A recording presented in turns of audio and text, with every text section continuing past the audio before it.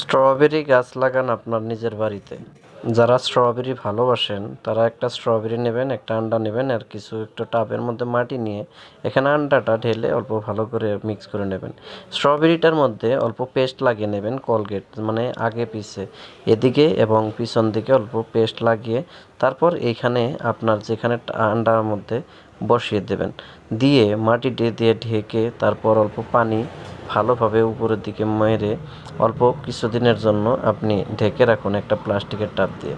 তো কিছুদিন যাবৎ এখানে রয়ে থাকার পর আপনি যখন দেখবেন মোটামুটি 14-15 দিন পার হয়ে গেল, তখন কিন্তু আপনার এখান থেকে নতুন করে একটা গাছ উদ্ভব হবে।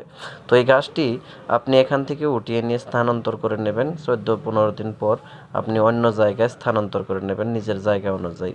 তো এতে করে আপনার গাছটি হয়ে গেল এবং ভালো একটা ফলন হবে।